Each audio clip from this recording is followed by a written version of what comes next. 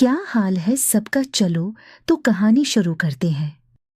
डर और खौफ के मारे मेरा बड़ा हाल था और मजबूरी ये थी कि मैं किसी से कुछ कह भी नहीं सकती थी, क्योंकि माजी में जो गलती मुझसे हुई थी उसने मेरे किरदार को ही मशकूक कर दिया था।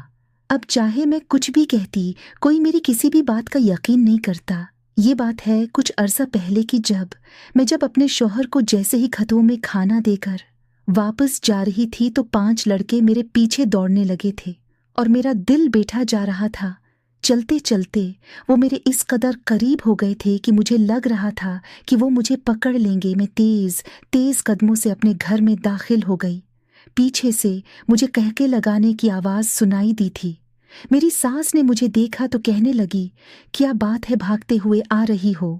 मैंने उन्हें कोई जवाब नहीं दिया और फिर अपने काम में मसरूफ हो गई। हालांकि अब भी मेरा खौफ की मारे बुरा हाल था।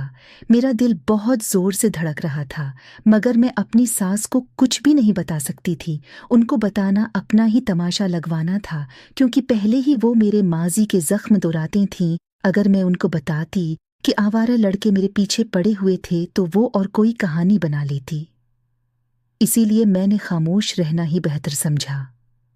इस दिन में मैं खाना बनाकर जैसे ही अपने कमरे में जाकर लेटी थी तो मेरी कमर दर्द से अकड़ रही थी। तभी मेरी सास दंदनाते हुए कमरे में दाखिल हुई और बोली, महारानी जरा से काम से थक गई हैं और बाकी काम कौन करेगा, अभी रोटी भी बनानी है। चलो उठो, पहले काम खत्म करो, बाद में सो जाना।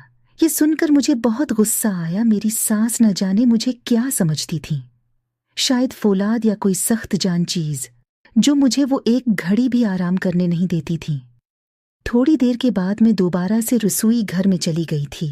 लकड़ियां जलाकर इस पर रोटी पकाना बहुत मुश्किल काम था।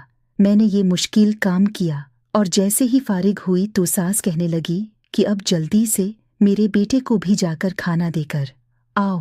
वो बेचारी इतनी मेहनत करता है, वो भूखा होगा, तुम्हारे इंतजार में बैठा होगा। हर रोज मेरा दीवर खेतों में खाना देने के लिए जाता था, मगर अब वो शहर में काम कर रहा था और घर में चूंका मैं और मेरी सास ही थी, तो ये जिम्मेदारी भी मेरी सास ने मेरे सर पे ही डाल दी थी।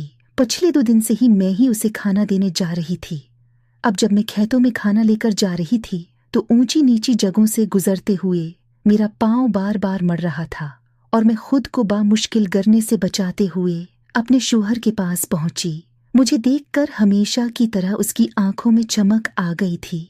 मैं जितना उससे चढ़ती थी वो इतना ही मुझ पर जान देता था और तब वो मुझे ज्यादा जहर लगता था। उसने बड़े प्यार से पूछा कि आज क्या पकाया है। मैंने भी इतने ही लठमार अंदाज में जवाब दिया था। एक पल को उसके चेहरे पर तारीक साया लहराया, मगर इस बात को नजरअंदाज करके खाना खाने लगा।